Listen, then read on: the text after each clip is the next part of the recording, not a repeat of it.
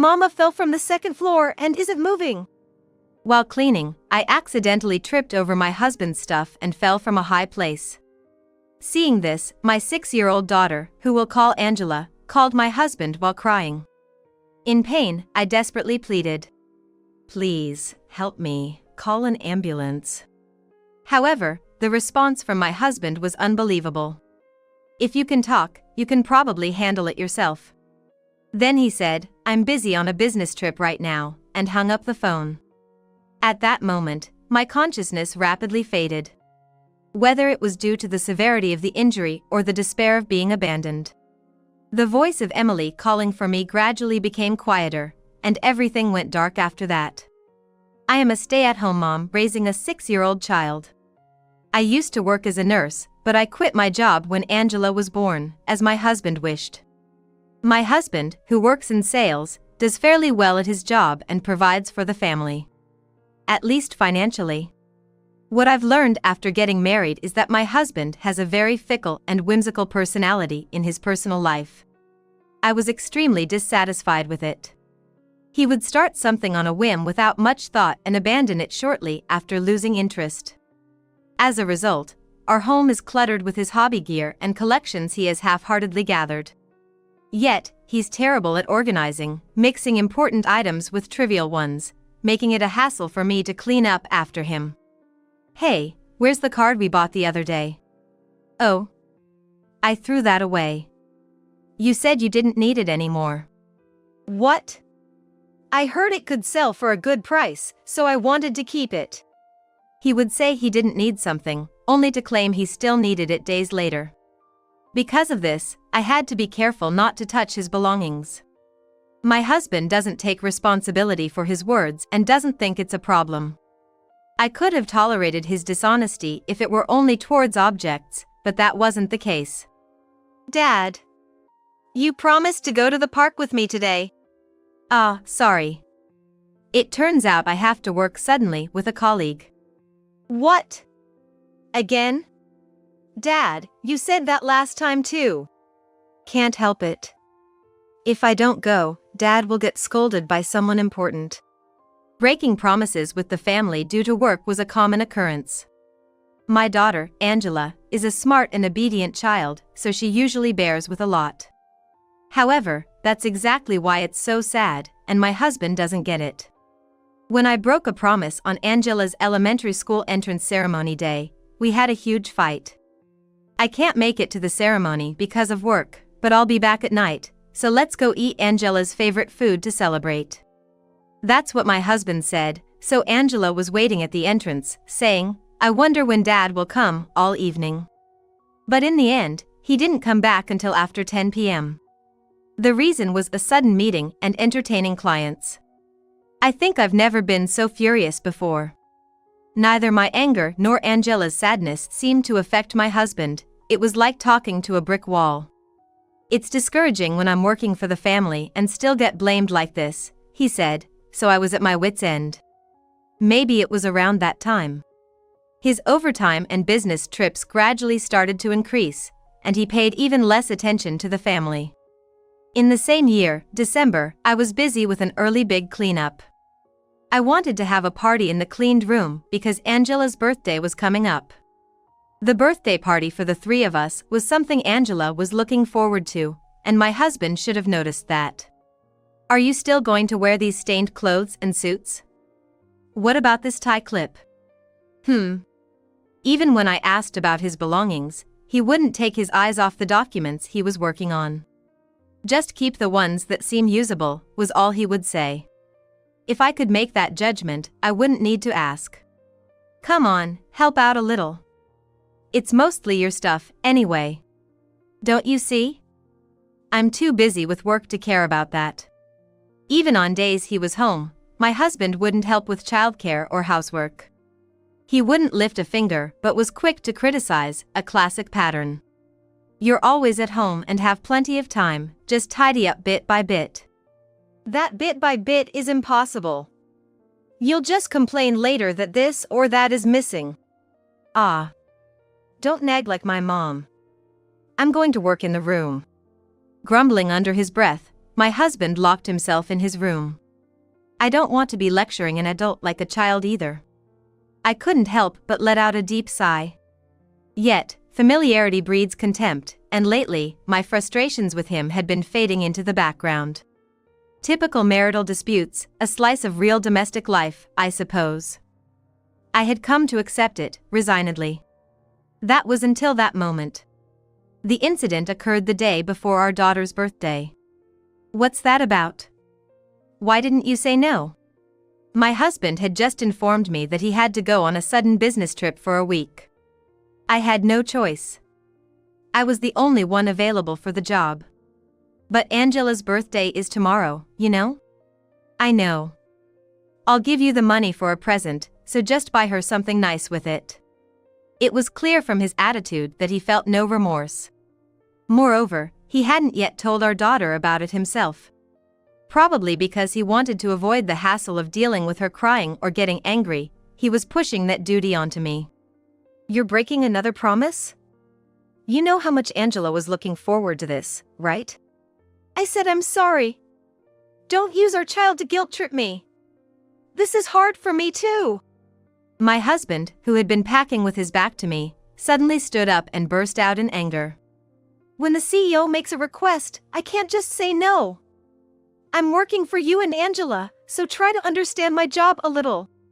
Don't make it sound like me and Angela are being unreasonable.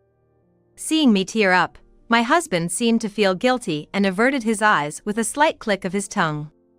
Then he said, I'm feeling sick, so I'm gonna stay somewhere else tonight, grabbed his luggage, and left in a hurry. In a heated exchange, I also yelled, just do whatever you want, and slammed the front door shut. Thank goodness Angela was napping. I can't let her see us fighting like this. Despite my tears of frustration, I resumed the chores I had started. I took laundry out of the dryer and headed towards the stairs. At that moment, I considered just stuffing all of my husband's things into his room, and that's when I carelessly stopped paying attention to where I was stepping. Ah! As I cried out, I found myself tumbling through the air.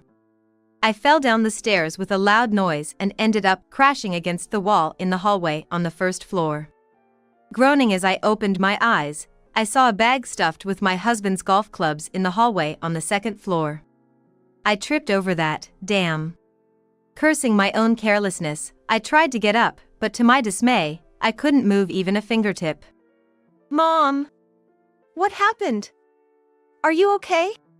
Angela, probably woken up by the loud noise, rushed out of the bedroom toward me. I tried to say I'm fine, but couldn't even get my voice out. Seeing me just opening and closing my mouth, Angela turned pale and went to the living room. Then she came back with a cell phone, fumbling to turn it on by tapping and shaking the screen, and started to operate it with unaccustomed hands. Dad!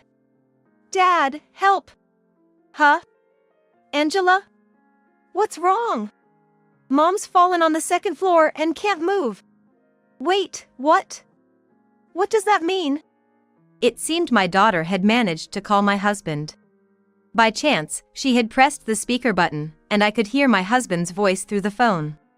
Help, ambulance. I strained my voice from the depths of my throat, begging my husband for help. But the words that came back from him were shockingly callous. Come on, you can talk, right? Then handle it yourself. I'm already on the freeway. His tone was one of irritation and disbelief. And hey, you just told me to do whatever I want, right? As you wish, I'm prioritizing my work. The call was cut off there, leaving behind just me, unable to move, and Angela, crying her eyes out. At that moment, I felt my consciousness rapidly fading away. Was it the despair of being abandoned by my husband, or was it because I hit my head badly? Angela's cries for me became quieter and quieter, and then everything went dark. When I regained consciousness, it was in the evening of that day. Waking up in the hospital, there were my exhausted daughter Angela and my parents. From what my mother told me, Angela had sought help from a neighbor's house, and that's how I was rushed to the emergency room. I had hit my head and back, but fortunately, there were no fractures, and I was told I could be discharged in about 2 days, which was a relief. Angela, Thank you for saving me. But, about the birthday party, we can't have it now. I'm sorry. It's okay. I was just thinking, what if Mom had died? I'm just glad you're safe. Never has my daughter's kindness touched my heart as much as it did on this day. During my hospital stay, I left Angela in the care of my parents and tried to contact my husband several times, but he neither answered his phone nor replied to my messages. I did inform him about the circumstances of my hospitalization, though. In the end, I was discharged without ever receiving a response from him. Maybe he's sulking because we had a fight just before I left. But still, he could at least show some reaction. While I was frustrated by my husband's childish behavior, not having any contact from him during a week-long business trip was genuinely worrying. I had no idea where he was going, who he was with, or any details because I sent him off without asking. Growing increasingly anxious, I decided to look into my husband's whereabouts after getting discharged. That's right, there was that drawer he absolutely forbade me from touching. He said it contained important work-related items, but that was the only place he specifically mentioned as containing important things. Maybe there are documents related to his business trip in there. That thought struck me intuitively. Upon entering my husband's room and opening that drawer, I found his laptop, which he had stopped using soon after getting a newer model, lying there all alone. Curiously, I powered it on and noticed an intriguing icon on the screen. It appeared to be a social media app that he had set up on the computer but continued to update exclusively from his phone. Oh, you can see what he's posting through the app on the computer too. Wait, what?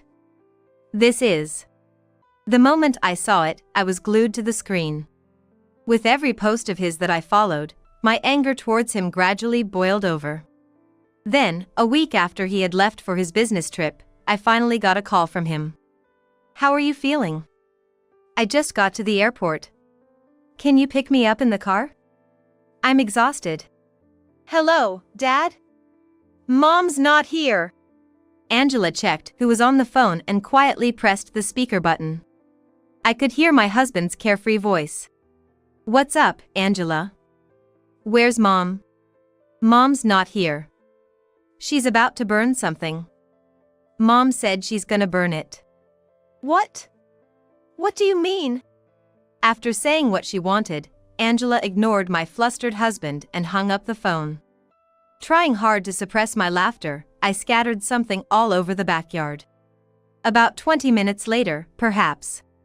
My husband returned home, sweating profusely and dragging his heavy suitcase. Hey! What the hell are you doing? As soon as my husband saw Angela and me in the yard, he screamed, changing color with anger, while we just stared back at him, puzzled. Can't you see? It's a bonfire. We roasted marshmallows and made some s'mores. They're delicious. Even as we smiled and replied, my husband's face remained tense. Then, in a panic, he rushed to the bonfire and doused it with water from a nearby bucket, putting out the fire. What are you doing? We were still roasting. Why are you burning these? He began to stare in dismay at the few items still smoldering. This photo isn't trash, I haven't even read this comic yet, and this towel is a limited edition, he muttered as if to himself. The fuel for our bonfire had been all of my husband's hobby gear and mementos. That's why I said we were going to burn them. Don't worry. I avoided burning the non-burnable trash. Thanks to that, we've cleaned up quite a bit. My husband glared at us as we spoke nonchalantly. Who said you could dispose of everything? There are important things mixed in here. You're the one who said to just do it, however. And stop making confusing calls. I rushed home worried sick. Finally, he even started yelling at Angela. Oh, worried? Like when you abandoned me when I really needed help? Dad's a liar. You knew Mom was hurt and in the hospital, but you didn't even answer your phone. That's... He stammered, avoiding Angela's gaze. Maybe he felt awkward because he had never been seriously scolded by our daughter before. Dad's just busy with work. Well, since everything turned out okay, let's just forget about it. Trying to escape to the entrance, my husband's sleeve was vigorously grabbed by Angela. Apologize to Mom properly. What? It's Mom's fault for making Dad angry. You didn't even celebrate my birthday. My husband, hit where it hurt the most, shook off Angela's hand with a red face. Gently embracing and nearly crying Angela, I told her, go inside, keeping her away from my husband. Everyone's so loud. I didn't choose to go to work for fun. I'm trying hard for the family. What's all this about? Oh, I see. So working hard means playing around in Hawaii with young girls. I marched up to my husband and shoved my phone screen in front of his eyes. This is. What was displayed was his social media page. It was filled with pictures of him enjoying a trip to Hawaii. Oh, and I found this too. As I slowly slid the screen, an article where he complained about his family appeared. Tired, it's bothersome. That's exactly what you say about things. It hit me hard when I first saw this post, and it still does. Realizing he thinks of his family just like he does his possessions, showing his worst traits. I wonder when you'll get tired of the girl you took to Hawaii? I said, tossing the words at him coldly. Yet, he didn't seem the least bit remorseful. Huh? Who, the girl? I just did some sightseeing alone during a break from work. What's wrong with that? Oh, so you have time to enjoy yourself during a business trip. Sounds like a fun job. I'd like to work too. And what? Snooping on someone's social media is an invasion of privacy. You're talking about privacy when your face and name are all over the internet for the world to see?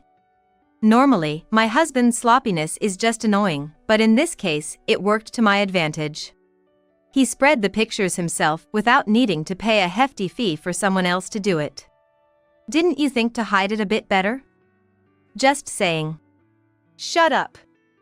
I hate having to mind the details and hold back from doing what I want.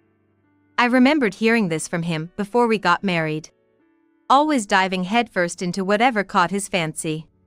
Back then, I admired his curiosity and bravery to try anything without fear of failure.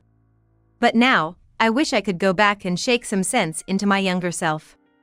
Lost in these thoughts, my husband let out an exaggerated sigh, clearly annoyed. So? What do you want to do? Do what? Sue me?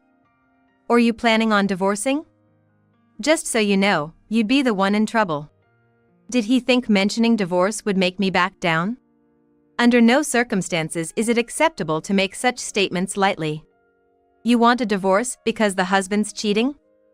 You're gonna split over emotions? He twisted his mouth uglily, smirking in a way that completely looked down on me. Someone as simple-minded and a stay-at-home mom like you could never foster love, could you? My husband snorted, concluding with a sense of triumph. It's as if he's saying, don't you dare think you can talk me into anything. However, I responded with a bright smile. Right, let's get a divorce. Be happy with the receptionist at your office.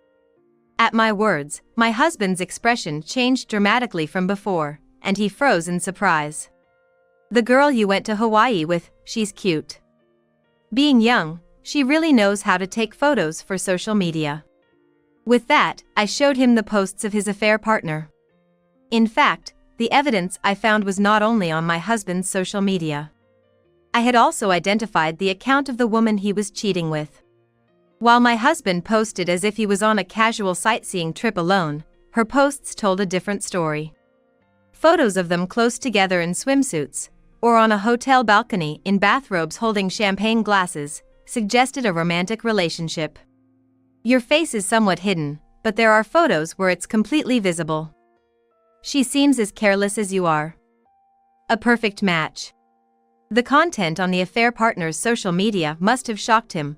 He showed no sign of responding to my sarcasm. On the days my husband said he had business trips or had to work late, I found articles of him traveling or dating his affair partner, all copied. Additionally, I had called his company immediately after getting discharged. They told me everything once I explained the situation.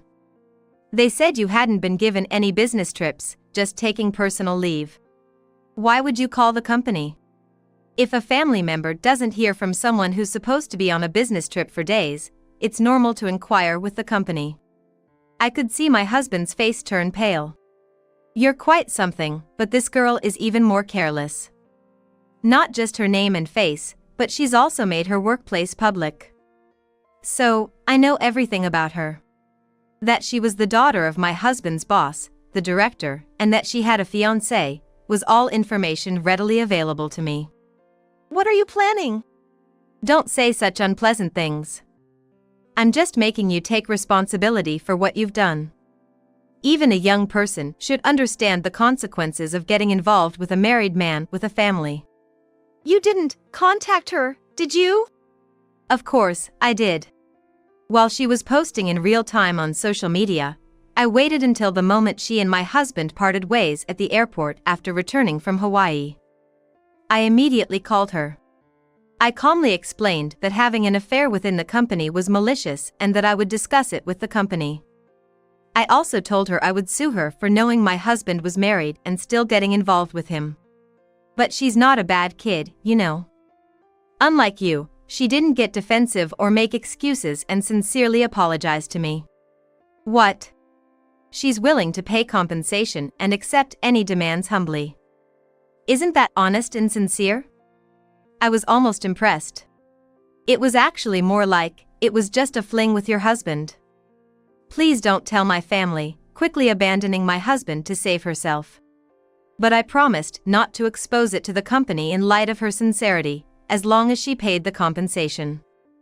Of course, I would demand compensation from you too. You're being cowardly. What do you mean? Don't play dumb. It's obvious that I'd be suspected the moment you contacted the company. What will you do if strange rumors start spreading? Frustrated by my husband's absurd logic, I explained to him as if he were a child. I'll keep my promise. But I don't know about rumors spreading at work or what the director and his fiancée might do to you guys because of it. If they're responsible people, they might investigate your conduct. I added, making things worse for him. But back to us, if there's evidence of your affair, I can get compensation. It's almost certain that a cheating man won't get custody, and then, you'll also have to pay child support, I mentioned, making him silently frustrated. Eventually, he smirked as if he had thought of something. You don't understand what you've done. If I get fired, I won't be able to pay alimony or child support. No, you'll have to pay regardless. Ever heard of you can't get blood from a stone? If the director finds out, I'll just switch jobs quickly so you can't garnish my wages. I'll run away to the end. His dishonesty was almost impressive at this point. I didn't understand what he wanted anymore. What do you want, is my line, but I had no interest in what he wanted. So, you're saying you won't divorce, pay alimony, or child support? Then, let's go to court. I concluded and finished up the campfire. Then, I went inside to eat some s'mores with my daughter and headed back to my parents' house. A few weeks later, my husband visited my parents' house. He stood at the door in dirty clothes, unkempt hair, and an unshaven beard. He was holding a final notice from the court that must have arrived at his parents' house a few days earlier. What's this all about? Explain yourself. What do you mean? What does it mean? It means just that. I had anticipated that my husband would come here in a frenzy. After all, he had ignored the certified mail from the lawyer and had continuously refused to appear in court. He probably thought that by doing so, everything would just go away, but that's not how it works. The notice that arrived at his parents' house made our in-laws aware of the situation, and I suppose all assets like our house and car were seized by the court through enforcement. I didn't sign the divorce papers. How come the divorce is finalized then? If you had just shown up in court, we could have settled this through discussion, but you decided to skip it. You decided the amount for alimony and child support on your own. I didn't agree to this, so it should be invalid. All that is written in the documents from the court. It's your fault for ignoring them without reading. Ignoring notifications from the court is like accepting the other party's demands in full. My husband didn't seem to understand that. My request was to forego splitting assets due to the divorce in exchange for $60,000 in damages for the affair and $170,000 in child support until our daughter becomes an adult, paid in one lump sum. After that, it seems my husband actually quit his job, making it impossible to garnish his wages, so he had to sell his assets. I've lost the house and the car. I can't even get into my parents' house now that they know. The court is taking everything from me. It's all your own doing. I told you, right? Even if you quit your job, your obligation to pay doesn't disappear. You have to pay no matter what. But no matter what I say, it doesn't seem to reach him. He just stares at one point, muttering to himself. I can't even get in touch with her. And I've received a certified letter from her fiancé. What am I supposed to do now? There were faint tears in my husband's eyes. Normally, seeing him like this might have elicited some sympathy, but it did nothing for me. Without my doing anything, the affair came to the attention of the department head. The other woman admitted her fault in front of her family, the engagement was called off, and she promised to take responsibility to both her former fiancé and me, I heard from the department head. She's showing her sincerity by paying damages to both me and her former fiancé, little by little. What the other woman did is unforgivable, but I think it's admirable that she's facing her sins and taking responsibility. She's young and has plenty of time to start over. So, what are you gonna do? Compared to her, what's the deal with this person in front of me? That was the sentiment packed into that one sentence. I've got no one else to rely on but you. I'm gonna cherish our love this time, for real. My husband extended his hands toward me while muttering in his sleep. It was quite a shift from his earlier yelling demeanor to now, tears welling up as he curled his lips, making me feel like I was watching a horror movie. You know, it's tough for you too, trying to find a job. You've been a homemaker all this time. Not quite. I've been working for a while now. Huh. You may not know, but there are plenty of job opportunities for nurses, even with a gap in employment. In fact, at that moment, I had already returned to work as a nurse at a certain clinic through my connections from my previous job. Upon hearing this, my husband was speechless, his mouth moving without any words coming out. People and things are different. You can't just discard them when you get bored or decide you want them back. It's about time you stop underestimating others. Ignoring my husband's shocked expression, I spat out, "Do your best to run away all you want," and slammed the front door shut. He continued to ring the intercom and bang on the door, so I warned him, "I'll call the police." Finally, with tears streaming down his face, he left. Since then, my husband had disappeared, but I later heard from local news that he had been caught stealing at a convenience store months later and ended up in police custody.